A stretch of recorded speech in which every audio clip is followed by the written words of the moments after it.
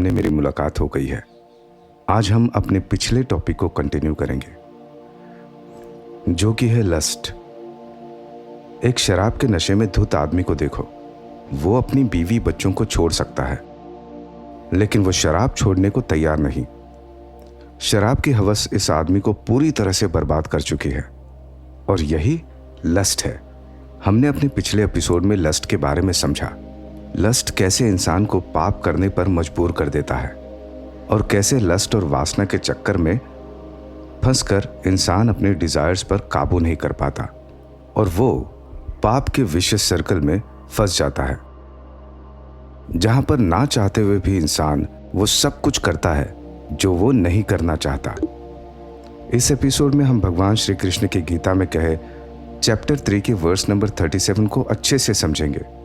वैसे तो हम इस वर्स को पिछले एपिसोड में समझ चुके हैं, लेकिन अब हम इसका हिडन मीनिंग समझने की कोशिश करेंगे। काम एष क्रोध एष रजोगुण समुद्भवः महाशनो महापांपा विद्धेन मीह वैरणम। इस श्लोक में भगवान श्री कृष्ण लस्ट यानी वासना को सभी पापों का जनक तो बताते हैं, साथ में ही श्लोक में श्री कृष्ण भगवान वासना का कारण भी बताते हैं कि आखिर ये वासना पैदा क्यों होती है। आखिर किसी भी चीज को देखकर इंसान के मन में उसे पाने की तेज इच्छा क्यों उठती है। आखिर इस वासना का जन्म इंसानी शरीर में होता कहां से है। श्री कृष्ण भगवान समझाते हैं कि आत्मा जो हर एक इंसान के दिल में वास करती है, वो परमात्मा से बिछड़ा हुआ एक अंश है। हमारी आत्मा उस परमात्मा का ही एक हिस्सा थी, जो कि अब बिछड़ चुकी है। हमारी आत्मा परमात्मा से अलग होकर हमेशा उसे ही पाना चाहती है, क्योंकि आत्मा को पता है कि परमात्मा ही उसकी असली खुशी है। आत्मा की एक ही सबसे बड़ी इच्छा है, और वो है परमात्मा के पास वापस जाना। आत्मा की परम शांति परमात्मा में ही है, लेकिन जैसे ही आत्मा माया के कांटेक्ट में आकर अपना शरीर धारण करती है, तब भी उसके अंदर परमात्मा से मिलने की इच्छा अभी भी है, लेकिन संसार की माया के असर से इंसानी शरीर की आत्मा की परमात्मा से मिलने की इच्छा में एक खराबी पैदा हो जाती है। क्योंकि आत्मा का सुख परमात्मा में ही है, पर माया के प्रभाव से वो सुख मटेरियल ऑब्जेक्ट में ढूंढने लगता है। आत्मा का सुखी होना उसका फंडामेंटल नेचर है, लेकिन जब आत्मा ये सुख भगवान को छोड़कर मटेरियल ऑब्जेक्ट से लेने लगती है, तब लस्ट पैदा होती है। इस बात का प्रूफ ये है कि लस्ट कभी पूरी नहीं हो सकती। आप अपने लस्ट को कितना भी सेटिस्फाई करने की कोशिश करो, थोड़े और की इच्छा हमेशा ही रह जाती है। आप जितना लस्ट को सेटिस्फाई करने की कोशिश करोगे, आपके अंदर उतना ग्रीड बढ़ेगा, और जब आपकी ग्रीड पूरी नहीं होती तो आपके अंदर एंगर बढ़ता है, यानी गुस्सा। और लस्ट, ग्रीड और एंगर, इन तीनों के एक साथ मिलने पर ही इंसान पाप करता है। आत्मा को सुख हमेशा परमात्मा के साथ ही मिलता है, क्योंकि बाकी और किसी भी तरीके से आत्मा सुखी नहीं हो सकती। और यही इस बात का सबूत है कि आत्मा को परमात्मा से ही सुख मिलता है। हमने ये जान लिया है कि लस्ट कैसे पैदा होती है, इस डेडली ट्रेट का ओरिजिन क्या है। आइए अब हम ये जानने की कोशिश करते हैं कि ये लस्ट या वासना किस इंसान को पाप करने पर मजबूर कर सकती है। इसके बारे में भी श्री कृष्ण भगवान ने गीता के अगले श्लोक में कहा है, धूमे नावियते वह्निः यथा दर्शो मलेन च यथो बेलान वृतो गर्भः तथा तेने तमामृतम। श्री कृष्ण भगवान यहाँ कहते हैं कि जिस तरह से आग को धुआं ढक लेता है और आग की रोशनी ठीक से दिखाई नहीं देती, जिस तरह से शीशे पर धूल जम जाने से हमारी तस्वीर शीशे में ठीक से दिखाई नहीं देती, ठीक उसी प्रकार ये लस्ट और वासना भी इंसान की बुद्धि को ढक लेती है। और अब हम इस श्लोक को थोड़ा ब्रेक डाउन करते हैं। अच्छे बुरे की परख करने की शक्ति को हम विवेक कहते हैं। ये विवेक ही है जो इंसान को बाकी जानवरों से अलग बनाती है। विवेक के जरिए ही हम अपने जीवन के बड़े छोटे फैसले लेते हैं और बिगड़े हुए काम को ठीक करने की कोशिश करते हैं। लेकिन लस्ट या ये जो वासना है, वो इंसान के विवेक को मार देती है और उसकी बुद्धि को ढक लेती है। ठीक उसी तरह से जिस तरह से धूल शीशे को ढक लेती है। जब शीशे पर धूल जमी होती है तो हमें उसके अंदर कुछ भी दिखाई नहीं देता। वैसे ही जब लस्ट या वासना हमारे बुद्धि पर चढ़ जाते हैं तो हमारी सही गलत फैसला लेने की शक्ति नहीं बचती और हमारी बुद्धि पूरी तरह से लस्ट या वासना के अधीन हो जाती है। इस बात को और अच्छी तरह से हम एक कहानी के थ्रू समझने की कोशिश करते हैं, ठीक है। एक बार एक आदमी जंगल से जा रहा था। सूरज डूबने के बाद वो वापस घर जाने वाला था कि तभी उसको एक जंगली जानवर दिखाई दिया। जंगली जानवर से बचने के लिए वो आदमी उल्टी तरफ भागा तो उसने देखा कि वहां दूसरी तरफ से एक डायन अपने हाथ फैलाए उसे गले लगाने के लिए खड़ी है। डर के मारे वो आदमी भागा और अंगूर के लताओं से उलझकर वो गड्ढे में उल्टा लटक गया। वो आदमी अब गड्ढे में उल्टा लटक रहा था। गड्ढे में नीचे एक सांप था और जिस लता से वो आदमी लटका हुआ था उसे 2 चूहे आकर काटने लगे। वो आदमी अब पूरी तरह से मौत के करीब था। अचानक से मधुमक्खी के छत्ते से कुछ बूंद शहद उस आदमी के मुंह में गिरा और वो सब कुछ भूलकर खुश होने लगा। इस कहानी का एक गहरा मतलब है। इस कहानी में जंगली जानवर तमाम बीमारियां हैं और वो डायन बुढ़ापा, जो इंसान को हमेशा ही अपनाने को तैयार है। सांप जो है वो मौत का सिंबल है और उस लता को काटने वाले 2 चूहे दिन और रात का सिंबल है और शहद इंसान के सेंसेस का। इस कहानी से इंसान की पूरी सिचुएशन को एक्सप्लेन किया गया है। इंसान हमेशा ही दुखों और पीड़ा से घिरा रहता है। उसे अनेक किस्म की बीमारियां घेरे रहती है और बुढ़ापे की तरफ वो बढ़ता रहता है और हर बीतते दिन रात के साथ वो अपनी मौत के और करीब पहुंचता रहता है। जैसे कटती हुई लताओं से वो आदमी सांप की तरफ बढ़ रहा था। इतने दुख और पीड़ा के बाद भी इंसान का ध्यान अब भी अपने सेंसेस को सेटिस्फाई करने में है और वो सब कुछ भूल जाता है और हंसता हुआ आदमी पागल नजर आता है। ठीक इसी तरीके से लस्ट इंसान की बुद्धि को भ्रष्ट कर देती है। तो इस तरह से लस्ट या वासना इंसान के दिमाग पर अपना असर डालती है और पूरी दुनिया में उसको बदनाम कर देती है और उसे अपने रास्ते से भटका देती है। आज की कड़ी में बस इतना ही। मिलते हैं एक नए एपिसोड में जहां मैं आपको लस्ट से बचने के बारे में भगवत गीता में क्या लिखा है वो बताऊंगा। तब तक के लिए जय श्री कृष्णा।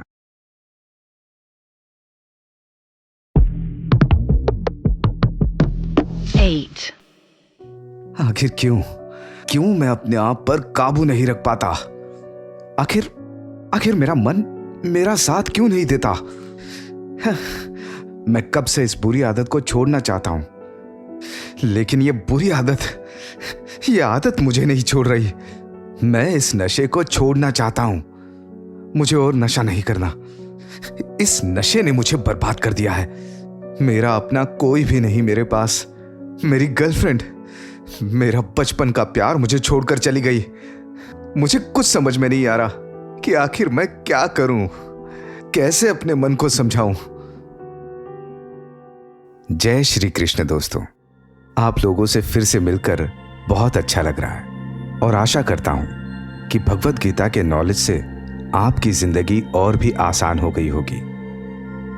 आज हम अपने लस्ट के टॉपिक को और ज्यादा एक्सपैंड करने वाले हैं।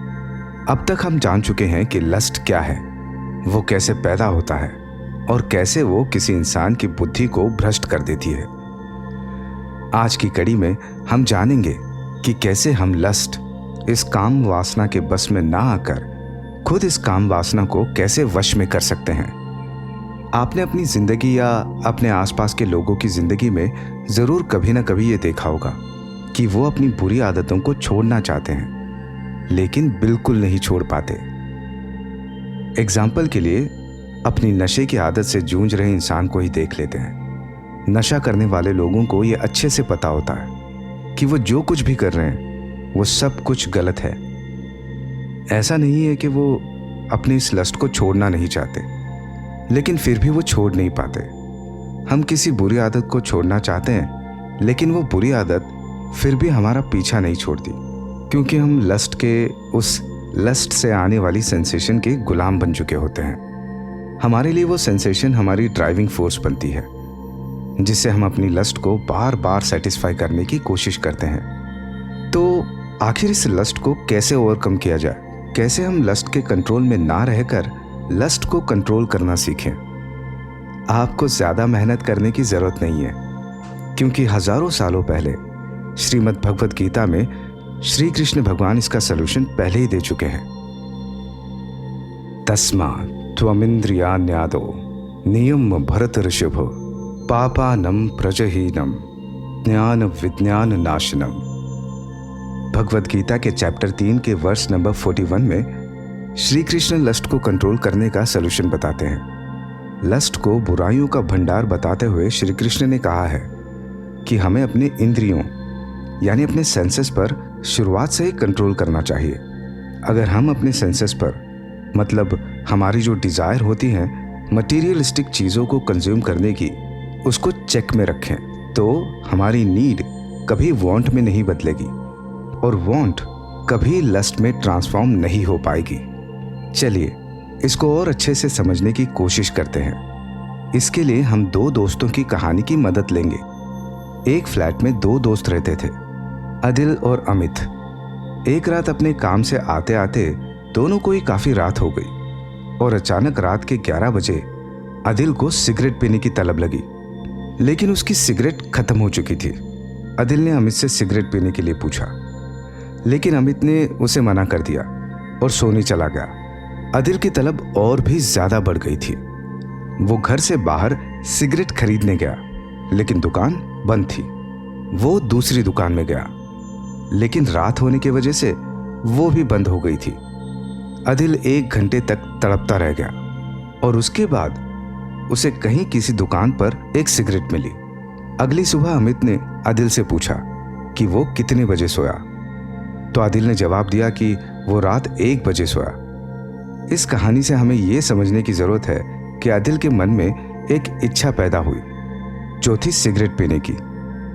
अदिल अपने इस विश के बारे में बार बार सोचता रहा। बार बार सोचने से अदिल की डिज़ायर बहुत ज़्यादा तेज़ हो गई। बार बार सोचने की वजह से अदिल को सिगरेट पीने से जो उसका नशा होता है वो उसको मिस करने लगा और उसकी सिगरेट पीने की डिज़ायर और भी ज़्यादा बढ़ गई।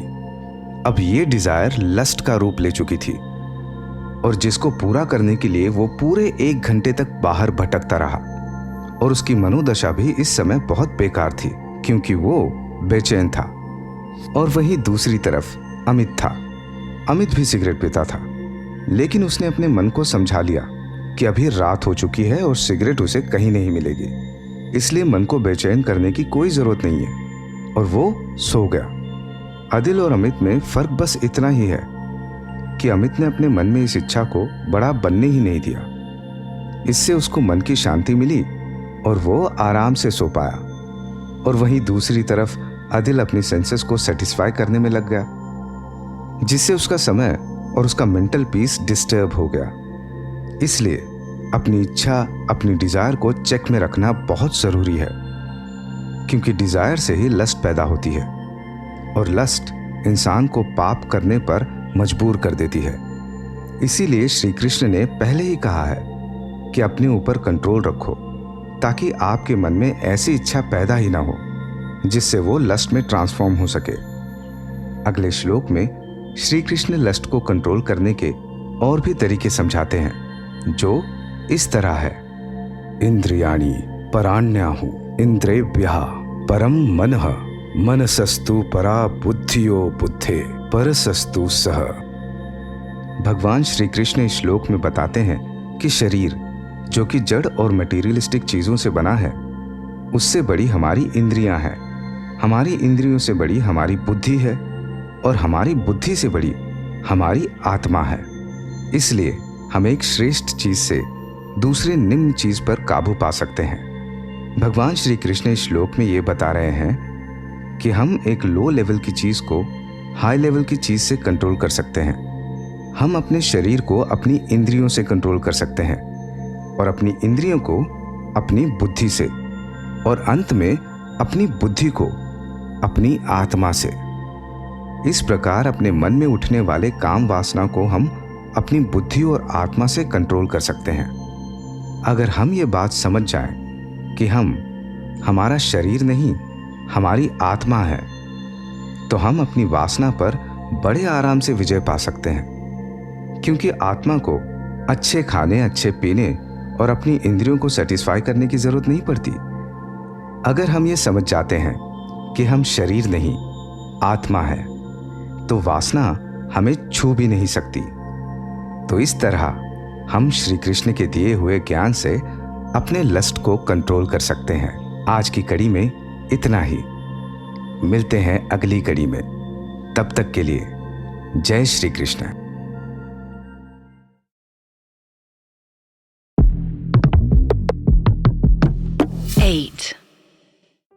होप करता हूं कि आप सभी लोग बहुत अच्छे होंगे और भगवत गीता के ज्ञान को अपनी जिंदगी में उतारकर आप लोगों की जिंदगी थोड़ी सी आसान हो गई होगी। रोज की तरह आज फिर हम अपनी लाइफ के प्रॉब्लम के बारे में डिस्कस करेंगे और आज का टॉपिक है मेंटल पीस, यानी कि मन की शांति। इंटरेस्टिंग सी बात यह है कि भगवत गीता की शुरुआत का कारण ही एक अशांत मन था। कुरुक्षेत्र के रणभूमि में जब पांडव और कौरवों की सेना दोनों तरफ खड़ी थी, तो उस सेना में अर्जुन ने अपने गुरु, अपने पितामह और अपने प्रियजनों को देखा और उन्हें देखकर अर्जुन का मन बहुत ज्यादा अशांत हो गया, क्योंकि अर्जुन को इस युद्ध में अपनी सभी प्रियजनों को जान से मारना था, जो कि अर्जुन के लिए बहुत मुश्किल था। और उसके हाथ से उसका धनुष गांडीव छूट गया। फिर अर्जुन के मन को शांत करने के लिए और उसके मन में उठ रहे सारे सवालों का जवाब देते हुए श्री कृष्ण भगवान ने रणभूमि में ही भगवत गीता को सुनाया और भगवत गीता के अंत तक अर्जुन के सारे सवालों का जवाब मिल गया और उसका घबराया हुआ अशांत मन शांत हो गया। तो एक नजरिया ये हो सकता है कि पूरी भगवत गीता ही इंसान के मन में उठे सवालों और चिंता को दूर करने के लिए बनी है। पूरी भगवत गीता के ज्ञान को समझकर हम मन की शांति की तरफ बढ़ सकते हैं, लेकिन अर्जुन ने साथ में और भी बहुत सवाल पूछे थे, जिस वजह से आज हम उनकी श्लोक की बात करेंगे जिसमें भगवान मन की शांति का उपदेश देते हैं। भगवत गीता सिर्फ अर्जुन के मन को नहीं, इस दुनिया में जितने भी प्राणी हैं उन सब के मन को शांत करने का भी काम करती है। अक्सर हमारे जीवन में हमने देखा है कि कभी कभी हमारा मन बहुत दुखी हो जाता है। तो अब हम ये समझते हैं कि आखिर हमारे मन के अशांत होने के पीछे का कारण क्या है। क्यों हम कभी कभी जिस चीज को पाने का सपना देखते हैं, उसको पाने के बाद भी हमारा मन शांत बिल्कुल नहीं होता।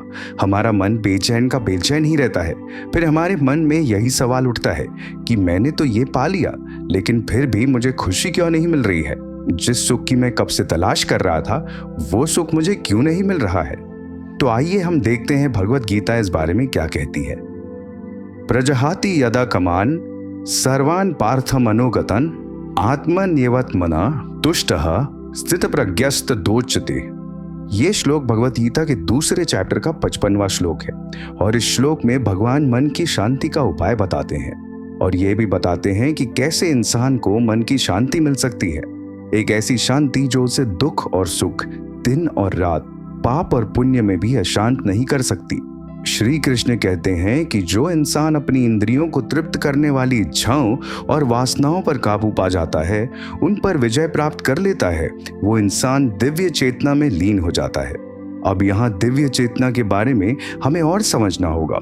दिव्य चेतना का मतलब यहाँ पर परमात्मा से है, क्योंकि जब एक बार इंसान परमात्मा को पा जाता है तो उसके मन के सारे रोग मिट जाते हैं और उसे परम शांति प्राप्त हो जाती है। इस श्लोक में श्री कृष्ण भगवान हमें मन की शांति को अचीव करने के बारे में बताते हैं। लेकिन अगर हम इस श्लोक को और अच्छे से डिकोड करें, इस श्लोक के छुपे हुए मतलब को और अच्छे से पहचानें, तो हमें यह भी पता चल जाएगा कि अशांत मन होने का कारण क्या है। चिंता मत करिए, ये सब आपको करने की जरूरत नहीं है, उसके लिए मैं हूं ना। इस राज की बात को हम एक एग्जाम्पल से समझते हैं। सनातन धर्म के धार्मिक ग्रंथों में इस दुनिया को मृग तृष्णा कहा गया है। मृग तृष्णा को मिराज भी कहते हैं। जिस तरह मृग यानी हिरण रेगिस्तान में पानी की तलाश में भटकती है और जैसे सूरज की किरणें रेगिस्तान की गर्म रेत पर गिरती हैं, उस हिरण को ऐसा लगता है कि वो चीज चमक रही है और वो पानी है, और उस पानी को पीने के लिए हिरण उसके पास भागती है और पास जाने पर उस हिरण को कोई पानी नहीं मिलता। कुछ और दूर पानी फिर से दिखाई देता है। हिरन जो कि अज्ञानी है, उसे पता नहीं है कि जिसे वो पानी समझ रही है वो पानी नहीं, पानी का भ्रम है, एक इल्यूजन है, लेकिन फिर भी वो पानी के पीछे भागती रहती है और प्यास से अपना दम तोड़ देती है। इस कहानी के जरिए हम इंसान की दिमागी हालत भी समझ सकते हैं। इंसान भी अपनी इच्छा, अपनी वासना के लिए सुख की तलाश में भागता रहता है। जब उसे एक चीज मिल जाती है तो उसे लगता है कि इसमें तो सुख है ही नहीं और उसका मन अशांत हो जाता है। फिर वो दूसरी चीज की तरफ भागता है और सुख उसे वहां भी नहीं मिलता और इस तरह इंसान का मन हमेशा ही अशांत रहता है। गरुड़ पुराण में भी इस चीज का वर्णन किया गया है। चक्रधरोपि सुरत्वम सुरत्वलाभे सकल सुर पतित्वम भवितुम सुरपति रुवंगतित्वम तथापि न मी वर्तते तृष्णा। गरुड़ पुराण के इस श्लोक के माध्यम से ये बात बताने की कोशिश की है कि इच्छा कभी नहीं मरती। एक राजा पूरे दुनिया का सम्राट बनना चाहता है। एक सम्राट स्वर्ग का देवता, एक स्वर्ग का देवता राजा इंद्र बनना चाहता है और इंद्र खुद ब्रह्म बनना चाहता है। और इसी तरह से मटीरियलिस्टिक नीड्स का कोई एंड ही नहीं है और यही कारण बनता है मन की अशांति का। अगर आपको सच में शांति चाहिए तो ये बात समझनी पड़ेगी कि अपनी इंद्रियों पर काबू रखकर हम शांति को प्राप्त कर सकते हैं और ना कि अपनी इच्छाओं को पूरा करते रहने से। आप चाहें तो अपनी कितनी ही विशेष को पूरा कर लीजिए, आपका मन कभी भी शांत नहीं हो सकता। मन की शांति और श्री कृष्ण का ज्ञान अभी खत्म नहीं हुआ है दोस्तों। मन की शांति को लेकर और भी श्लोक और भी बातें श्री कृष्ण ने भगवत गीता में कही हैं। उन सभी के बारे में और चर्चा बाकी है। तो इसी तरह रोज हमसे मिलते रहिए गीता एवरीडे के नए एपिसोड में। तब तक के लिए अपना ख्याल रखिए, अपने चाहने वालों के साथ भी गीता के इस ज्ञान को शेयर करिए। तब तक के लिए जय श्री कृष्ण।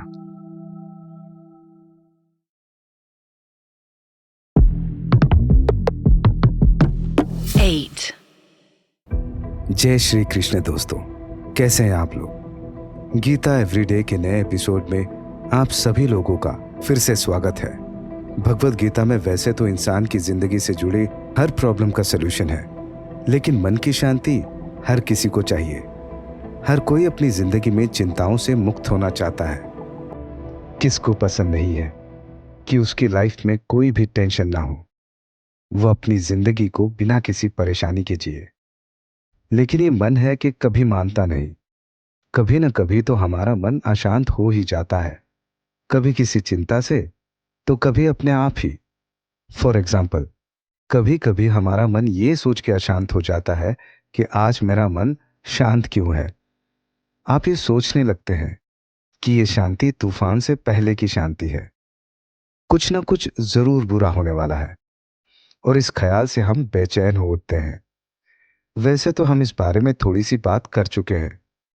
हम ये जान चुके हैं कि कैसे हमारा मन अशांत हो जाता है, कैसे हमारा मन अपनी ही इच्छाओं के चंगुल में फंस जाता है और फिर उसे कभी सुख की प्राप्ति नहीं होती। आज हम ये जानने की कोशिश करेंगे कि सच में मन को कैसे काबू में किया जा सकता है, और जो सुख हमें सांसारिक चीजों में मिलता है, क्या वो असली सुख है? अगर वो असली सुख नहीं है तो असली सुख है क्या? जिसे हम सुख कहते हैं, उससे हमें संतुष्टि क्यों नहीं होती? देखते हैं भगवान श्री कृष्ण का इन सब के बारे में क्या कहना है।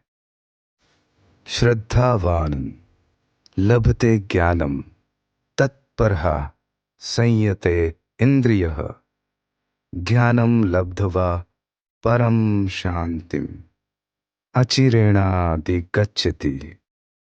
श्री कृष्ण भगवान इस श्लोक में कहते हैं, वो जिसके पास श्रद्धा है, वो जिसने अपने इंद्रियों पर पूरी तरह से काबू कर लिया है, वो जो दिव्य ज्ञान को पा चुके हैं, वो सदा ही परम शांति को प्राप्त होते हैं। ऐसे लोग हर किसी सिचुएशन में अपना काम, अपना कंपोजर नहीं छोड़ते। ये श्लोक जितना सिंपल लग रहा है, उतना सिंपल बिल्कुल नहीं है। ये साधारण सा श्लोक अपने अंदर बहुत ही गहरे राज छुपाए बैठा है, क्योंकि श्री कृष्ण भगवान इस श्लोक में बहुत गहरे मतलब छोड़ के गए हैं, जो कि बस ऊपर ऊपर से श्लोक के ट्रांसलेशन को समझता हर बीतते वक्त के साथ बढ़ती ही रहती है। और इंसान जब इस दिव्य ज्ञान को समझ लेता है, तब वो अपनी इंद्रियों पर काबू कर लेता है, तब वो परम शांति को प्राप्त हो जाता है। जब मनुष्य ये जान लेता है कि संसार की किसी भी चीज में उसको सुख नहीं मिलेगा, और मिलेगा भी तो वो सिर्फ कुछ पलों का होगा। तब इंसान इन बेफिजूल की चीजों के पीछे भागना बंद कर देता है और उस दिन वो परम शांति को प्राप्त हो जाता है। और यही वो दिव्य ज्ञान है जिसके बारे में भगवान श्री कृष्ण बात कर रहे हैं। मन की शांति के लिए श्री कृष्ण का दिव्य ज्ञान अब आप लोगों के सामने आ चुका है। एक यही तरीका है जिससे मन की शांति प्राप्त की जा सकती है। आज के लिए इतना ही। मिलते हैं गीता के कुछ और गहरे ज्ञान के साथ। तब तक के लिए जय श्री कृष्ण।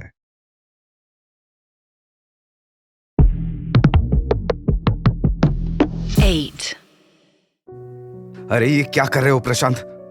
मैंने कितनी बार कहा है उस लड़के से दूर रहो, वो तुम्हारे लेवल का नहीं है। एक तो पता नहीं इस सरकार को क्या हो गया है, सारे गरीब और गंदी बस्तियों के बच्चों को इतने बड़े बड़े स्कूल में एडमिशन दिलवा रहे हैं। अब ये मोहल्ले की गंदगी हमारे बच्चों के साथ पड़ेगी। और अगर ऐसा हुआ तो वो भी इन जैसे बन जाएंगे।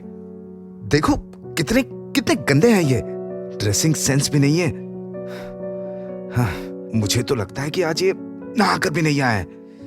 यक, कितनी बदबू आ रही है। प्रशांत, आई एम वार्निंग यू, तुम इसके साथ बैठना तो दूर, इससे बात भी नहीं करोगे, समझे? कैसे एक आदमी अपने बच्चे को अपने से कम प्रिविलेज बच्चे के साथ बैठना तो दूर, उससे बात भी नहीं करने देना चाहता। इसको हम डिस्क्रिमिनेशन कहते हैं। अब डिस्क्रिमिनेशन सोसाइटी की एक ऐसी सच्चाई है जिसे हम छुपा नहीं सकते हैं। एक बहुत ही कॉमन तरीके का डिस्क्रिमिनेशन हम अक्सर देखते हैं और वो है रंग भेद का डिस्क्रिमिनेशन। ये बहुत ही कॉमन हैपनिंग है। कभी कभी ये अपफ्रंट होता है तो कभी कभी आपने ये बहुत ही सटल तरीके से होते हुए देखा होगा। जैसे किसी लड़के या लड़की का रंग गोरा है तो उन्हें इंटरव्यू में थोड़ी सी प्रेफरेंस मिल जाती है, उन्हें हर जगह पसंद किया जाता है। और जिनका रंग गोरा नहीं है अक्सर उनका मजाक बनता है, उन्हें अलग अलग नाम से बुलाया जाता है और वो लोग भी इस चीज को अपना फेथ समझकर एक्सेप्ट कर लेते हैं। आपने कभी ना कभी जिंदगी में एक ऐसे सिचुएशन को फेस जरूर किया होगा जहां पर आपको लगता है कि आप यहाँ पर वेलकम नहीं है। आप एक ऐसे सिचुएशन में भी फंसे होंगे जहां पर आपने डिस्क्रिमिनेशन फेस किया होगा, या ऐसा भी हो सकता है कि आपने जाने अनजाने में किसी के साथ डिस्क्रिमिनेशन किया होगा। आपका शायद वो इंटेंशन ना हो, लेकिन गलतियां इंसानों से ही होती है। भेदभाव का हमारे देश में बहुत पुराना इतिहास है जिसको बिल्कुल भी झुटलाया नहीं जा सकता और ना ही उस पर पर्दा डाला जा सकता है। एक लंबे समय तक हमारे देश में एक कम्युनिटी को डिस्क्रिमिनेशन झेलना पड़ा है। अलग अलग जातियों के बीच में भी काफी भेदभाव था और इसके बारे में हम सभी जानते हैं। लेकिन थैंकफुली अब ऐसा नहीं है। हमारे खुद के समाज ने इसके खिलाफ आवाज उठाई और अपनी गलतियों को सुधारा। इंडियन गवर्नमेंट ने भी डिस्क्रिमिनेशन को लेकर बहुत स्ट्रॉन्ग लॉज बनाए हैं। क्या आपने कभी सोचा है आखिर क्यों हमारा देश, जिसका इतिहास इतना शानदार रहा है, जहां पर भगवान श्री राम ने शबरी के झूठे बेर खाए थे, जहां पर निषद राज गुहा को, जो कि एक ट्राइबल थे, भगवान श्री राम अपना परम मित्र मानते थे और तो और अपने राज दरबार में उन्हें एक सम्मानित जगह भी दी थी, तो फिर ऐसा क्यों होता है कि उस देश में एक कम्युनिटी को डिस्क्रिमिनेशन झेलना पड़ता है? आखिर क्या वजह थी इस डिस्क्रिमिनेशन की? कहने वाले कहते हैं कि खुद भगवत गीता में भगवान श्री कृष्ण ने इंसान को 4 वर्णों में बांटा है और भेदभाव यानी डिस्क्रिमिनेशन की शुरुआत वहीं से हुई। तो आइए जानते हैं कि सच क्या है। चातुर्वर्णीय मया सृष्टम गुण कर्म विभागशा तस्य कर्ता रमिपिमाम विद्यकर्ता रमव्यम। ये भगवत गीता का चैप्टर 4 का 13वां श्लोक है और ये श्लोक अपने आप में ही बहुत ज्यादा इंपॉर्टेंस रखता है। इस श्लोक में श्री कृष्ण भगवान 4 वर्ण यानी 4 क्लासेस ऑफ सिविलियंस के बारे में बात करते हैं। भगवान श्री कृष्ण कहते हैं कि उन्होंने ही 4 वर्णों या 4 क्लासेस ऑफ सिविलियंस की चर्चा की है। उन 4 वर्णों के नाम हैं ब्राह्मण, क्षत्रिय, वैश्य और शूद्रास। और अब हम ये समझने की कोशिश करते हैं कि ये 4 क्लासेस ऑफ पीपल कौन कौन है और किन बेसिस पर इनको डिवाइड किया गया है। पहले हमें ये बात क्लियर करनी होगी कि ये वर्ण व्यवस्था आज के हिसाब से बिल्कुल अलग है। श्री कृष्ण ने 4 वर्णों को उनके जन्म के आधार पर नहीं, उनके गुणों के आधार पर बांटा है। ब्राह्मण, भगवान श्री कृष्ण के हिसाब से ब्राह्मण वो लोग हैं जिनकी नेचुरल टेंडेंसी ही पढ़ाई से जुड़ी हुई है। ब्राह्मण वो लोग हैं जो गरीबों को पढ़ाते हैं, उनकी रचना करते हैं और जो बाकी लोगों को ज्ञान देते हैं। स्कूल और कॉलेज में पढ़ने वाले अक्सर ये देखते हैं कि उनकी क्लास में कुछ ऐसे बच्चे होते हैं जिनकी नेचुरल इंस्टिंक्ट ही पढ़ाई की होती है। वो अच्छे से पढ़ाई करते हैं, पढ़ लिख कर साइंटिस्ट बनते हैं और मनुष्य के विकास के लिए बड़े बड़े इन्वेंशन करते हैं। और वही दूसरी तरफ कुछ बच्चे ऐसे होते हैं जिनको खेलना पसंद है। वो खेल में बहुत अच्छे होते हैं और खेलों में वो आगे बढ़कर गोल्ड भी जीतते हैं, देश का नाम रोशन करते हैं। वहीं पर कुछ लोग ऐसे भी होते हैं जो मैनेजमेंट में अच्छे होते हैं। अगर आज के सोसाइटी से कंपैरिजन करें तो जो साइंटिस्ट हैं वो ब्राह्मण हैं, जो सोल्जर्स अपनी जान को हथेली पर रखकर हमारे देश की रक्षा करते हैं वो क्षत्रिय हैं, जो आईएएस ऑफिसर हैं वो एडमिनिस्ट्रेटर यानी वैश्यास हैं, और जो प्राइवेट या गवर्नमेंट सेक्टर में वर्किंग लोग हैं वो शूद्रास हैं। तो अगर देखा जाए ये चारों क्लासेस अपनी खुद की एक अलग ही इंपॉर्टेंस रखते हैं। किसी एक क्लास के बिना सोसाइटी पूरी तरह से वर्क नहीं कर सकती। और हम देखते हैं कि सभी लोग आईएएस नहीं बनना चाहते हैं। अगर ये ब्राह्मण और क्षत्रिय से नीची क्लास होती तो हम आईएएस बनने के लिए एस्पायर नहीं करते। यहाँ पर जन्म से कोई लेना देना नहीं है। श्री कृष्ण के हिसाब से कोई भी अछूत नहीं है। भगवान श्री कृष्ण ने जब ये वर्ण व्यवस्था बनाई थी तब उन्होंने कर्म को इंसान के गुणों से ऊपर माना था, न कि उनके जन्म को। वर्ण का जन्म से कोई लेना देना नहीं है। इस वर्ण व्यवस्था के हिसाब से एक शूद्र का बेटा भी ब्राह्मण बन सकता है और एक ब्राह्मण भी क्षत्रिय बन सकता है। और ऐसा हमारे देश के हजारों सालों के इतिहास में हुआ भी है। महर्षि विश्वामित्र के बारे में आपने जरूर सुना होगा, जो कि हमारे देश के इतिहास के एक बहुत बड़े ऋषि हुए थे। लेकिन वो जन्म से ब्राह्मण नहीं थे, वो एक क्षत्रिय के रूप में पैदा हुए थे। विश्वामित्र ने जन्म शासन करने के लिए किया था, लेकिन आगे चलकर वो ब्राह्मण बन गए। ऐसे ही भगवान परशुराम, जो एक महान महर्षि जमदग्नि के पुत्र थे, वो जन्म से ब्राह्मण थे, लेकिन आगे चलकर क्षत्रिय की तरह धरती से पाप का नाश किया और एक क्षत्रिय बन गए। भगवद गीता कभी भी किसी के साथ डिस्क्रिमिनेशन को प्रमोट नहीं करती। यह हमेशा इक्वालिटी को ही प्रमोट करती है। गीता के नजरों में सभी एक समान है। जैसे जैसे वक्त गुजरता गया वैसे वैसे हमारे ग्रंथों में भी मिलावट होती गई। गलत ट्रांसलेशंस की वजह से ये सब कुछ हुआ है। भगवद गीता एक ऐसी किताब है जो जीव को शरीर के रूप में नहीं, आत्मा के रूप में देखती है। और आत्मा तो सबकी एक जैसी होती है, इसके लिए भेदभाव का तो कोई सवाल ही नहीं उठता।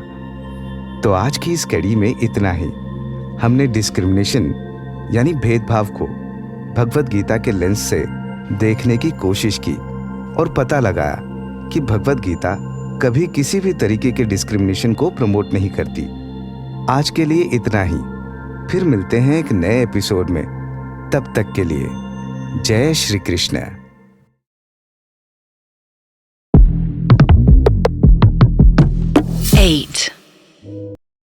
नमस्कार दोस्तों, आशा करता हूं कि आप सभी लोग अच्छे होंगे।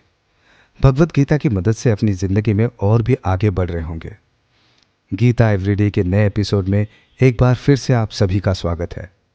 आज के एपिसोड में हम बात करने वाले हैं एक ऐसे टॉपिक की जिसे हमेशा ही मैक्सिमम लोग गलत समझते आ रहे हैं, और वो टॉपिक है धर्म। धर्म क्या है और इसे कैसे डिफाइन करते हैं? भगवान श्री कृष्ण ने भगवद गीता में धर्म की क्या व्याख्या की है, उसे कैसे डिफाइन किया है, और असल में धर्म का मतलब क्या है? इस एपिसोड में हम इन्हीं सवालों के जवाब ढूंढने की कोशिश करेंगे। सबसे पहले तो हम ये समझेंगे कि धर्म क्या नहीं है। हम अक्सर धर्म और रिलीजन को एक ही मानते हैं।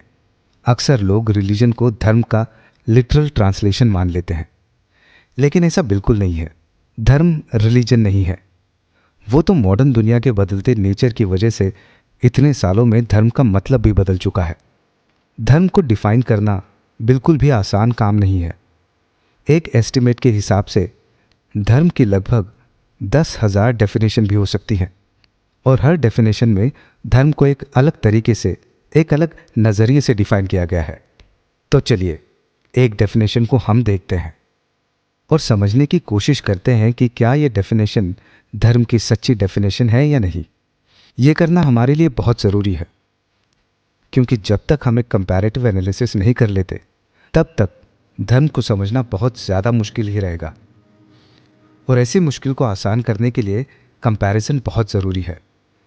उसके बाद हम गीता के उन कुछ वर्सेस में भी जाएंगे जहाँ पर श्री कृष्ण ने धर्म की बात की है, और उन वर्सेस की डीप मीनिंग के साथ हम अपने लिए धर्म की डेफिनेशन खुद बनाने की कोशिश करेंगे।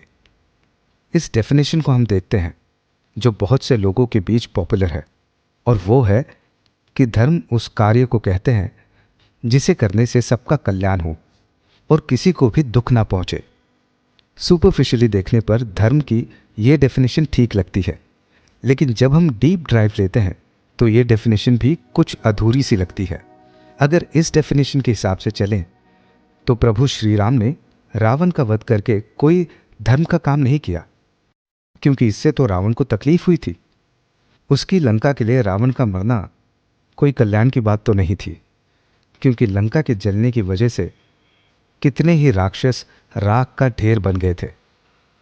यहां हम देखते हैं कि राम जी के पक्ष का तो कल्याण हुआ, लेकिन रावण के पक्ष का नुकसान। तो क्या प्रभु श्री राम ने अधर्म किया था? नहीं, ऐसा बिल्कुल नहीं है। हम सब ये जानते हैं कि रावण का वध एक धर्म का काम था। इस एग्जाम्पल से ये बात तो साफ हो गई कि धर्म की ये डेफिनेशन कंप्लीट नहीं है, क्योंकि धर्म का कार्य करने से सबका भला तो नहीं हो सकता। समाज के जो बुरे तत्व हैं, जो बैड एलिमेंट्स हैं, उनका तो जरूर नुकसान होने वाला है। तो धर्म की परिभाषा, उसकी डेफिनेशन क्या हो सकती है जिससे ये कॉन्ट्रडिक्शन पैदा ना हो? अब हम इसके लिए भगवद गीता की थोड़ी सी मदद लेते हैं।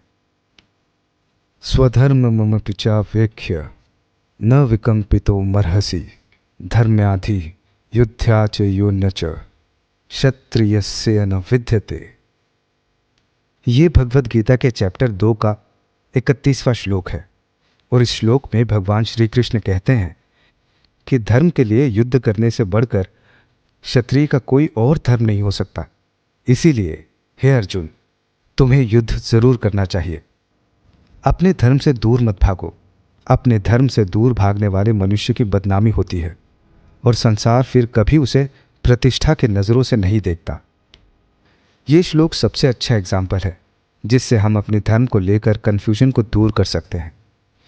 आप जब इस श्लोक को और गौर से समझने की कोशिश करते हैं तो आपको पता चलता है कि यहाँ पर 2 धर्मों की बात हुई है। एक धर्म जो कि क्षत्रिय का धर्म है, और दूसरा धर्म जो कि धर्म युद्ध है। अब एक एक करके हम इन दोनों धर्मों को समझने की कोशिश करते हैं। ऊपर के श्लोक से हम ये तो अच्छे से समझ सकते हैं कि धर्म का मीनिंग कॉन्टेक्स्ट के हिसाब से बदल जाता है। ऊपर के 2 धर्म एक दूसरे से अलग है, फिर भी एक ही है। जैसे श्री कृष्ण ने अर्जुन से कहा है कि अपने क्षत्रिय धर्म का पालन करो। इससे हमें यह पता चलता है कि क्षत्रिय का धर्म युद्ध करना है, क्योंकि क्षत्रिय एक वॉरियर क्लास है, और ये क्लास ही रक्षा के लिए बनाई गई है, और रक्षा के लिए हथियार उठाने ही पड़ते हैं। तो अर्जुन का धर्म है कि वो लड़ाई को लड़े। लेकिन जिस धर्म के लिए अर्जुन यहाँ पर युद्ध करने वाला है, उस धर्म की परिभाषा क्षत्रिय धर्म की परिभाषा से अलग है। धर्म युद्ध का यहाँ मतलब है war for righteousness, war of moral society. और ऐसे ही धर्म की एक और परिभाषा निकल कर आती है। धर्म को हम एक तरीके से और डिफाइन कर सकते हैं, और वो है राइटस ड्यूटी। धर्म ड्यूटी है, एक ऐसी ड्यूटी, एक ऐसा कार्य जिसे करने से ह्यूमैनिटी को फायदा हो, जिसे करने से सोसाइटी का अपलिफ्टमेंट हो, और जो करना उस वक्त सही हो। और यहीं से हमें धर्म के लिटरल मीनिंग को समझने का रास्ता मिलता है। धर्मा का लिटरल मीनिंग है धार्यते इति धर्म, मतलब वो चीज़ जिसे धारण किया जा सकता है। धारण करने का मतलब यहाँ एंडोर्स करने से है। वो हैबिट्स, वो मॉरल्स जिसे एंडोर्स करने से, जिसे एक्सेप्ट करने से पूरे संसार का भला हो या पूरे दुनिया में हम अच्छाई की एक मिसाल कायम कर सके, उसे धर्म कहते हैं। अब इसे हम एग्जाम्पल से और अच्छे से समझने की कोशिश करते हैं। हम महाभारत में ही अर्जुन का एग्जाम्पल लेते हैं और उसकी सिचुएशन को समझने की कोशिश करते हैं। अर्जुन युद्ध के बीचों बीच खड़ा है और उसे अपने सभी रिश्तेदारों, अपने भाइयों, जिनके साथ अर्जुन ने शिक्षा ली, जिनके साथ खेलते हुए वो बड़ा हुआ, और अपने गुरुदेव जिसे वह भगवान से ऊपर रखते हैं, उन्हीं लोगों का युद्ध में वध करना था। अब अर्जुन इन सबको अपने ही हाथ से मारने को तैयार नहीं था, इसीलिए अर्जुन युद्ध नहीं करना चाहता था। तब भगवान श्री कृष्ण ने युद्ध करने के लिए अर्जुन को गीता सुनाई, और अगर अर्जुन ये युद्ध ना करता तो ये पक्का था कि पांडव हारते और कौरव जीत जाते। अगर कौरव जीतते तो पूरे संसार में ये एग्जाम्पल सेट होता कि एक भाई को दूसरे भाई की जमीन छीन लेनी चाहिए। ऐसा करने में कोई बुराई नहीं है। एक आदमी को औरत की इज्जत को सरेआम नीलाम कर देना चाहिए, इसमें भी कोई बुराई नहीं है। और सभी को छल कपट धोखाधड़ी करनी चाहिए, क्योंकि कौरवों ने भी यही किया था। और अगर ऐसा होता तो क्या सोसाइटी का अपलिफ्टमेंट होता? अगर ऐसा होता तो क्या समाज आगे बढ़ पाता? जो हालत आज हमारे समाज की है, क्या वो हालत रहती? क्या फिर कोई आदमी किसी औरत की इज्जत करता? अगर कौरव युद्ध जीत जाते तो हमारे समाज की सभ्यता ही खत्म हो जाती। इसलिए अर्जुन ने अपने पर्सनल कॉन्फ्लिक्ट को दूर रख के धर्म को चुना, और धर्म यही कहता था कि कौरवों का वध करना जरूरी है ताकि संसार की सभ्यता बनी रहे। और उस समय अर्जुन के लिए अपने रिश्तेदारों और भाइयों का वध करना ही उचित था। It was a right thing to do, and dharma can be defined as right thing to do at right time. तो हमने समझा धर्म का मतलब क्या है। धर्मा यानी धर्म का मतलब है राइट थिंग टू डू, जो करने से मोरालिटी का एक बेंचमार्क सेट हो, जिसे फॉलो करके हमारा समाज आगे बढ़ सके और सोसाइटी को और भी ज़्यादा डेवलप कर सके। हर किसी को अपना धर्म ज़रूर फॉलो करना चाहिए, क्योंकि श्री कृष्ण कहते हैं अपने धर्म को छोड़कर अगर हम किसी और के धर्म का पालन करते हैं तब भी हमें बदनामी ही मिलती है। तो आपका धर्म क्या है, उसे पहचानो और अपने धर्म का पालन करो। आज की कड़ी में इतना ही। आप सभी से फिर मुलाकात होगी एक नए एपिसोड में। तब तक के लिए जय श्री कृष्ण।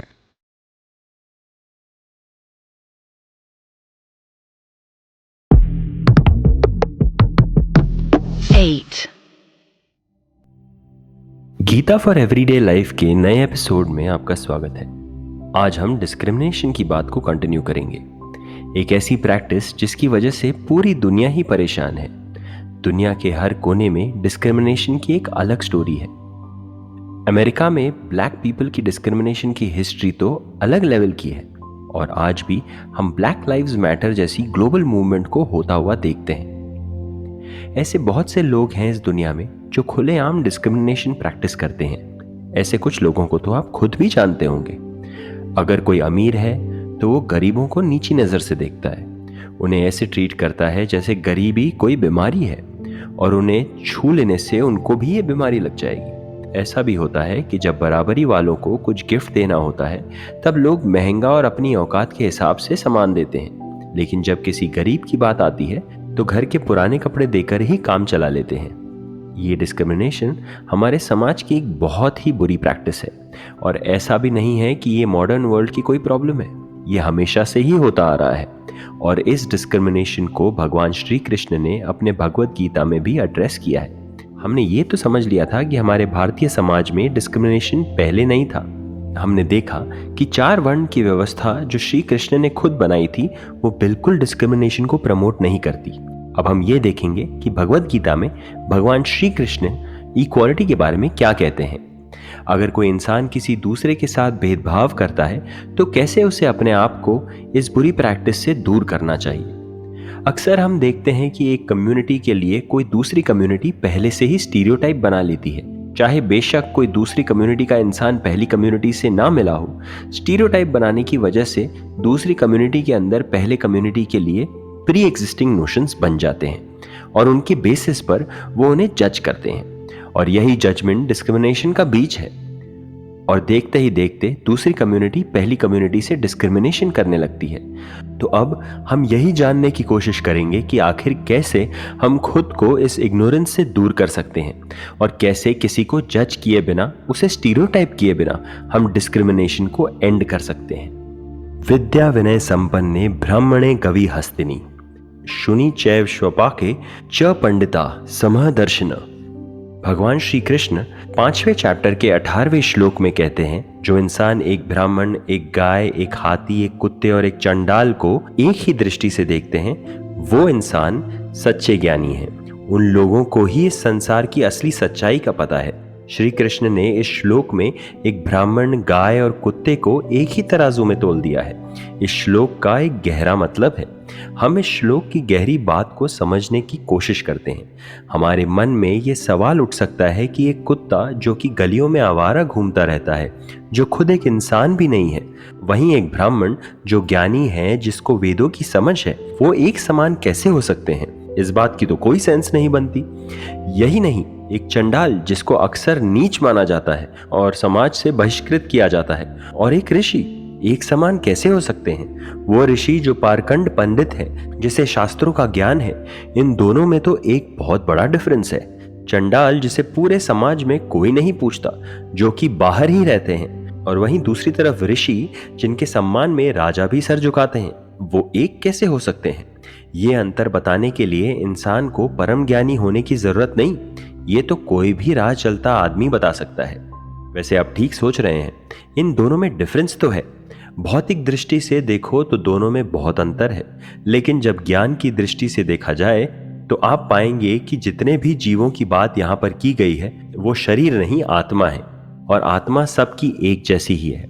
इस बात को समझना थोड़ा सा मुश्किल हो सकता है, तो इसको एक एग्जाम्पल की हेल्प से समझते हैं। अगर आप अपने लिए कपड़े खरीद रहे हैं और आपने अपने लिए एक ब्रांडेड शर्ट खरीदी, जब उसकी डिलीवरी आई तो आपने देखा कि उसकी पैकिंग बहुत अच्छी है, लेकिन अंदर जो उसका कपड़ा है वो बहुत बेकार है। 1 से 2 बार पहनने के बाद ही वो फट गई, तो उस प्रीमियम पैकेजिंग का तो कोई फायदा नहीं हुआ। इस एग्जाम्पल से हमें ये समझ में आता है कि शर्ट की पैकेजिंग नहीं, शर्ट के कपड़े की क्वालिटी कैसी है वो मैटर करता है, इंपॉर्टेंस वो रखता है। अगली बार जब आप शर्ट खरीदने जाओगे तो आप कपड़े की क्वालिटी को ध्यान में रखोगे, ना कि उसकी पैकेजिंग को। ठीक उसी तरह से हमारी जो फिजिकल बॉडी है वो पैकेजिंग की तरह है, और पैकेजिंग प्रीमियम। यही ब्राह्मण का शरीर भी हो सकता है, और पैकेजिंग लोकल यानी एक चंडाल का शरीर हो सकता है। जिस मनुष्य को ये ज्ञान है कि इंसान का जो शरीर है वो पैकेजिंग की तरह है, लेकिन उसके अंदर की आत्मा हमेशा एक जैसी होती है, और आत्मा के लेवल पर कोई भी जीव, चाहे वो कुत्ता ही क्यों ना हो, वो भी अलग नहीं है। और अगर कोई इंसान इस बात को समझता है तो वो भेदभाव कैसे कर सकता है? हो सकता है पिछले जन्म में वो इंसान खुद एक कुत्ता हो और अपने कर्मों की वजह से उसे ये मानव शरीर मिला हो, और हो सकता है कि अगले जन्म में उसे फिर से एक जानवर के शरीर में जाना हो। जिसको इस बात की समझ है, वो मनुष्य अपने आप को किसी के ऊपर नहीं देख सकता। हमें भी यही समझना चाहिए कि इंसान चाहे जैसा भी हो, किसी भी कम्युनिटी का हो, किसी भी स्टेटस का हो, उसके पास भी वैसा ही शरीर है जैसा हमारे पास है। उससे एक हाथ ज्यादा या कम नहीं है। बनाने वाले ने जब हम में फर्क नहीं किया, उसने एक जैसा ही बनाया, और मरने के बाद भी सबको जल के राख ही बनना है। और बाय द वे, राख का केमिकल कॉम्बिनेशन भी एक ही होता है, चाहे वो चंदन हो या लकड़ी। जब जन्म लेने से मरने तक कोई इंसान अलग नहीं है, तो हमें भेदभाव करने का भी कोई हक नहीं है। अहमात्मा गुणाकेश सर्वभूताशय स्थित अहमाधिशच मध्यंच च भूतामंत एवच। यह भगवत गीता के 10वें चैप्टर का 20वां श्लोक है। इस श्लोक में श्री कृष्ण भगवान कहते हैं कि मैं ही हूँ जो पूरे संसार के जीवों में निवास करता हूँ, उसके अंदर रहने वाली आत्मा भी मैं ही हूँ, और सभी जीवों का आदि, मध्य और अंत भी मैं ही हूँ। श्री कृष्ण भगवान इस श्लोक में इंसान की सारी कंफ्यूजन को दूर कर देते हैं। वो कहते हैं कि जिसे हम आत्मा कहते हैं, जिस आत्मा की बात भगवत गीता में बार बार हो रही है, वो कोई और नहीं, मैं खुद हूँ। मैं ही सभी जीवों में बसा हुआ हूँ। चाहे उन्हें पता हो या नहीं। और इस ज्ञान को जानने के बाद भी कोई इंसान दूसरे इंसान के साथ किसी भी आधार पर भेदभाव अगर करता है तो वो सीधा उस परमात्मा श्री कृष्ण भगवान के साथ भेदभाव कर रहा है, वो भगवान को ही नकार रहा है। और ऐसा इंसान भगवान को कभी प्राप्त नहीं कर सकता। इस श्लोक का एक ही मतलब निकाला जा सकता है, भगवान की भक्ति करने के लिए सिर्फ मंदिर जाना जरूरी नहीं है। पता नहीं किस रूप में भगवान कब आपके सामने आ जाएं, वो कोई भी रूप हो सकता है, एक भिखारी का भी। और अगर हम अज्ञानतावश उसका अपमान कर दें और उससे भेदभाव कर दें तो हम उस परमात्मा से मिलने का मौका खो देंगे। इसीलिए सबसे यही सोचकर मिलना चाहिए कि सब में श्री कृष्ण है। आज की कड़ी में बस इतना ही। उम्मीद है आपको आज के भगवत गीता के इस एपिसोड से कुछ नॉलेज जरूर मिली होगी। मिलते हैं अगले एपिसोड में, तब तक के लिए जय Shri Krishna.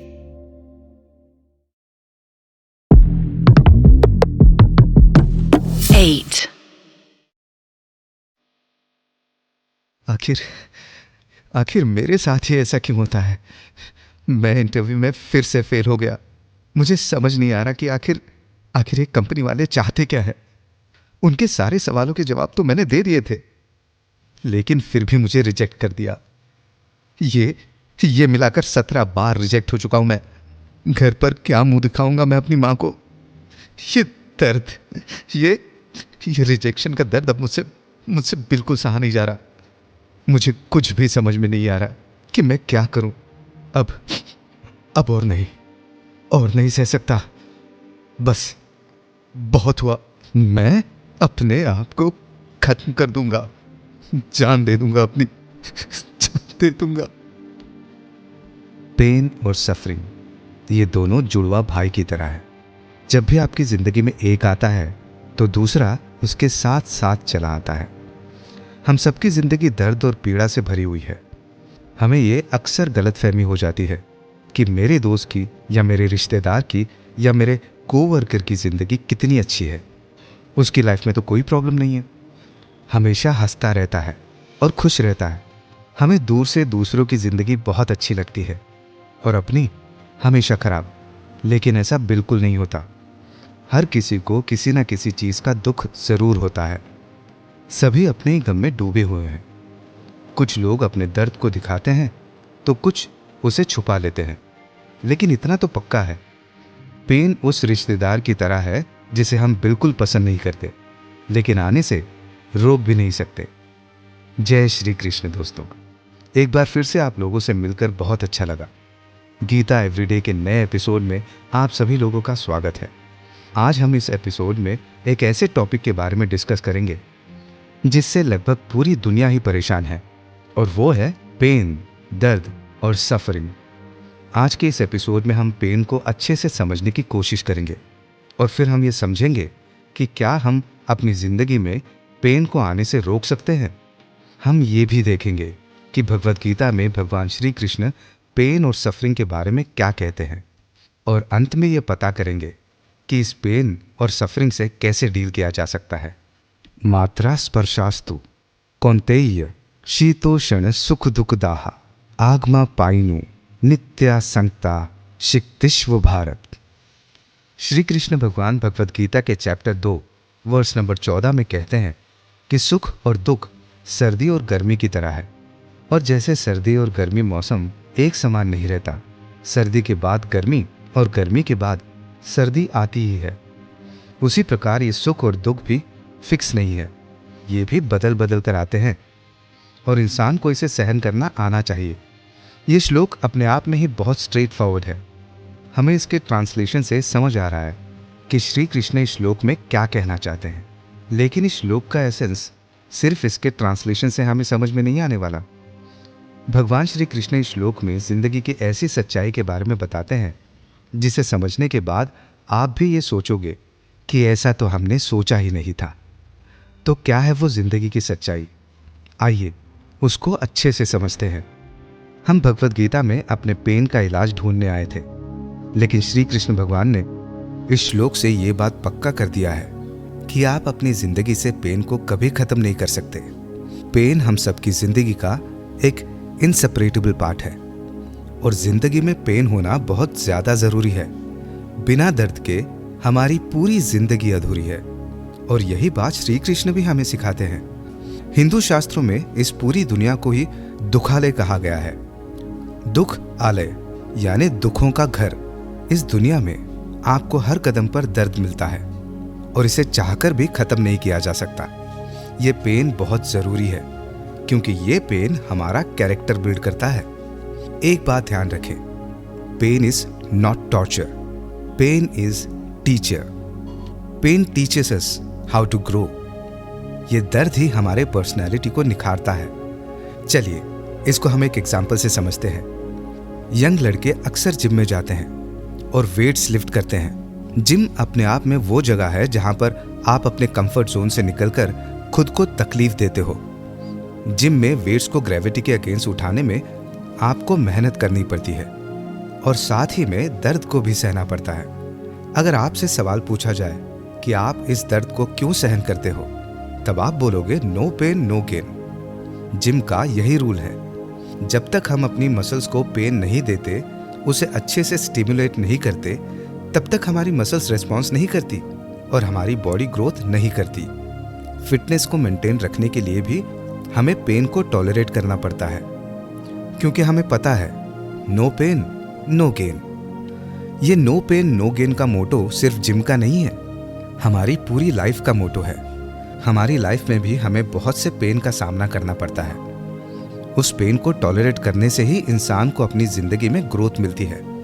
Pen is inevitable but suffering is optional. अब आप कहेंगे कि ऐसा कैसे हो सकता है, सफरिंग ऑप्शनल कैसे हो सकती है? पेन होता है तो आदमी सफर करता ही है। तो मैं कहूंगा कि ऐसा बिल्कुल नहीं है। इसको एक एग्जाम्पल से समझते हैं। हम शुरुआत में जिम करते हैं तो सबको पेन होता है, उसके साथ सफरिंग भी। लेकिन जैसे जैसे हम रेगुलर हो जाते हैं तो जिम से आने वाले पेन को हम इंजॉय करने लगते हैं। एक्सरसाइज के बाद पेन हमारा मार्कर बन जाती है कि हमने एक्सरसाइज ठीक से किया या नहीं। फिर इस पेन से हमें सफरिंग नहीं, सेटिस्फैक्शन मिलती है क्योंकि ये पेन हमें बताता है कि हमारी मसल्स ग्रो कर रही है। ठीक इसी तरह से आपकी जिंदगी में पेन तो आएगा ही। आप पेन को अवॉइड नहीं कर सकते, लेकिन ये पूरी तरह से आप पर डिपेंड करता है कि आप उस पेन से सफर कर रहे हो या फिर उस पेन को इंस्पिरेशन मानकर आगे बढ़ रहे हो। क्योंकि पेन को रोका नहीं जा सकता, किसी भी सिचुएशन के आउटकम को बदला नहीं जा सकता, लेकिन हम अपने स्टेट ऑफ माइंड को तो चेंज कर ही सकते हैं। कुछ चीजें हमारे हाथ में नहीं होती, उस पर हमारा कोई कंट्रोल नहीं होता, लेकिन हमारे ऊपर हमारा पूरा कंट्रोल है कि हमें अपने आप को कोसते रहना है या आगे बढ़ना है। हमें पेन को एज ए ऑब्स्टिकल नहीं, एज एन अपॉर्चुनिटी की तरह ट्रीट करनी चाहिए। ये पेन हमें ग्रोथ की अपॉर्चुनिटी देती है और इसी का नाम तो जिंदगी है।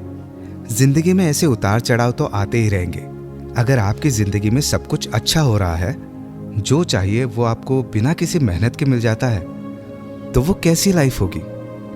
उस लाइफ में कोई फन नहीं होगा।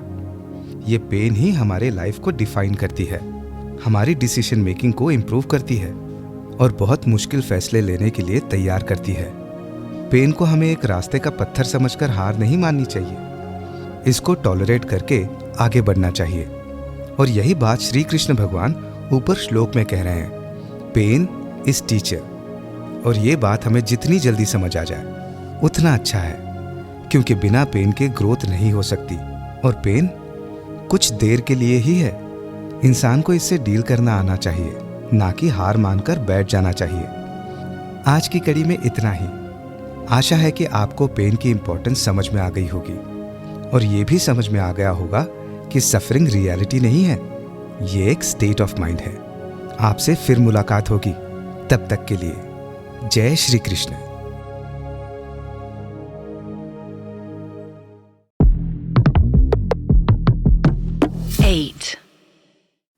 यार मेरी तो किस्मत ही खराब है, मैं पैदा ही गलत घर में हो गया। भगवान भी ना हमारे साथ भेदभाव करते हैं। एक तरफ मैं हूं जिसे यहां पैदा किया और दूसरी तरफ वो लोग भी है जो इलॉन मस्क, बिल गेट्स के खानदान में पैदा होते हैं। वहां पैदा होने वाले को किस बात की प्रॉब्लम होगी यार? काश मैं भी वहां पैदा हुआ होता तो कितना मजा आता। पता नहीं भगवान ये नाइंसाफी क्यों करता है। एक को तो भिखारी बना के भेजता है और दूसरे को राजा। कभी ऊपर जाऊंगा तो भगवान से ये जरूर पूछूंगा।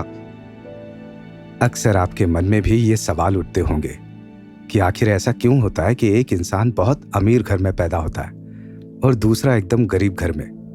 कहने को हम ये कह सकते हैं कि ये तो किस्मत है। जिसकी किस्मत अच्छी होती है वो अच्छे घर में पैदा होगा और जिसकी किस्मत खराब वो गरीब घर में। अब मैं आपसे एक क्रॉस क्वेश्चन करता हूं कि ये कैसे पता चलेगा कि किस इंसान की किस्मत अच्छी होगी और किस इंसान की खराब। चलिए इसको और आसान बनाने के लिए हम एग्जाम्पल से समझते हैं। एक तरफ हम देखते हैं कि एक बच्चा ब्लाइंड पैदा होता है। अब ये सवाल किया जा सकता है कि आखिर उस बच्चे ने ऐसा क्या किया जिसकी वजह से उसे ब्लाइंड पैदा होना पड़ रहा है। वो तो अभी पैदा ही हुआ है, उसने तो कोई बुरे कर्म नहीं किए। जब हमें इस सवाल का जवाब नहीं मिलता तो हम अक्सर ये कहते हैं कि ये तो भगवान की मर्जी है, भगवान ने उसको ऐसा बनाया है, अब इसमें कोई क्या कर सकता है। अब फिर ये सवाल उठता है कि भगवान ने उस बच्चे को ही ऐसा क्यों बनाया? क्या कोई खास वजह? क्या भगवान भी फेवरेटिज्म करते हैं? क्या भगवान भी पार्शियल है जो उस बच्चे के साथ इतनी बड़ी नाइंसाफी कर रहे हैं? और दूसरी तरफ वही भगवान ऐसे बच्चे भी पैदा होने देते हैं जो आगे चलकर ओलंपिक शूटर बनते हैं। इसकी वजह क्या है? क्या अगर किस्मत ही वजह है तो किस्मत क्या है और वो बनी कैसे? नमस्कार दोस्तों, गीता एवरीडे के नए एपिसोड में आप सभी का फिर से एक बार स्वागत है। और आज के एपिसोड में हम इस किस्मत, जिसको डेस्टिनी और फेथ भी कहते हैं, उसको समझने की कोशिश करेंगे। उससे भी ज्यादा हम इस बात को समझने की कोशिश करेंगे कि ये किस्मत बनती कैसे है। आखिर जिसे हम अच्छी किस्मत और बुरी किस्मत कहते हैं वो अच्छे और बुरे बनते कैसे हैं। भगवद गीता में डेस्टिनी या किस्मत के बारे में डायरेक्ट तो कुछ नहीं बोला गया है, लेकिन ये किस्मत हमारे कर्मों और कर्मों के फलों से बहुत डीपली जुड़ी हुई है। और वो कैसे जुड़ी हुई है, इस बात को हम गीता के इस श्लोक की मदद से समझने की कोशिश करेंगे। ये वो श्लोक है जिसे आप सभी लोगों ने कहीं ना कहीं जरूर सुना होगा। कर्मण्येवाधिकारस्ते मा फलेषु कदाचन मा कर्मफल हेतुर्भु मा ते संघर्षव कर्मणि। ये भगवद गीता के चैप्टर 2 का वर्स नंबर 47 है। और श्लोक में भगवान श्री कृष्ण हमें कर्म और फल के बारे में समझाते हुए कहते हैं कि हमें कर्म करते रहना चाहिए, बिना इसकी चिंता करते हुए कि कर्म का फल क्या होगा। कर्म का जो भी फल होगा उस पर हमारा कोई अधिकार नहीं। हमें इस बात का भी घमंड नहीं करना चाहिए कि जो कुछ भी हो रहा हो उसे मैं कर रहा हूं। इस श्लोक को पढ़ने और ट्रांसलेशन को समझने के बाद हमारे मन में एक सवाल उठ सकता है कि हम कर्म की फल की चिंता कैसे छोड़ सकते हैं, क्योंकि जो कुछ भी कर्म हमें कराते हैं उसका फल तो हमें मिल ही जाता है। अगर मैं खाना खाने के लिए बैठूंगा तो मैं खाना तो खाऊंगा ही, लेकिन खाने को खाना ये कर्म है और खाना खाकर पेट भरना ये उसका फल। इससे तो ये साबित होता है कि मैं जो भी कर्म कर रहा हूं उसका फल तो मुझे मिल ही रहा है। अच्छा, इसको एक और एग्जाम्पल से समझते हैं।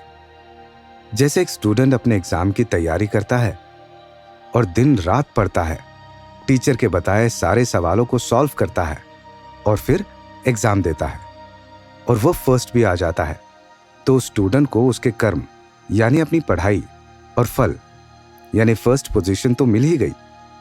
तो फिर हम ये कैसे कह सकते हैं कि कर्म करने के फल पर हमारा कोई हक नहीं है? क्योंकि इस एग्जाम्पल से साफ दिखाई दे रहा है कि एक इंसान के कर्म का फल उसे खुद ही मिल रहा है। आपका आर्ग्यूमेंट ठीक है और आर्ग्यूमेंट के सपोर्ट में जितने भी पॉइंट आपने दिए हैं वो बिल्कुल ठीक है। अगर सब कुछ ठीक है तो भगवद गीता में श्री कृष्ण भगवान जो भी कह रहे हैं वो गलत है क्या? तो उसका जवाब है नहीं, वो भी ठीक है। अब इससे काफी कंफ्यूजन पैदा होती है और इस कंफ्यूजन को दूर करने का काम मेरा है। मैं इस कंफ्यूजन को एग्जाम्पल की मदद से दूर करने की कोशिश करता हूं। एक लड़का जो यूपीएससी की तैयारी कर रहा है वो कोई कसर नहीं छोड़ रहा, लेकिन जब वो एग्जाम देता है तो उसका सिलेक्शन नहीं होता। और वहीं दूसरी तरफ एक लड़का जो कम पढ़ता है, जो खूब मजे कर रहा है, सिगरेट पी रहा है, शराब पी रहा है, लेकिन उसका यूपीएससी क्लियर हो जाता है। आप बुरा खेलोगे तो आप 0 पर भी आउट हो सकते हैं। इसीलिए हमारे अच्छे बुरे कर्म ही हमारी अच्छी बुरी किस्मत बनाती है। कोई इंसान अगर बहुत ही अमीर घर में पैदा हो रहा है तो वो उसके पिछले जन्मों का कर्म का अच्छा फल है, जो कि इस रूप में उसे मिल रहा है। इसमें भगवान कुछ नहीं करते, इसीलिए आप चाहकर भी कुछ भी कर ले, लेकिन उसका फल आपको आपके हिसाब से ही मिलेगा। इसकी कोई गारंटी नहीं है, क्योंकि कर्मों का फल हमारे प्रारब्ध पर टिका है। अगर हमारा प्रारब्ध अच्छा है तो हमें अच्छा फल मिलेगा, और उसी तरह अगर बुरा तो फल भी बुरा होगा। आशा करता हूं कि कर्म और फल के सिद्धांत से हमारी किस्मत कैसे बनती है आपको समझ में आ गया होगा, और ये भी समझ में आ गया होगा कि कर्मों का फल प्रारब्ध से मिलता है, हमारी मर्जी से नहीं। तो आज की कड़ी में इतना ही दोस्तों। आज का ये एपिसोड हम यहीं पर खत्म करते हैं। आपसे फिर मुलाकात होगी, तब तक के लिए जय श्री कृष्ण।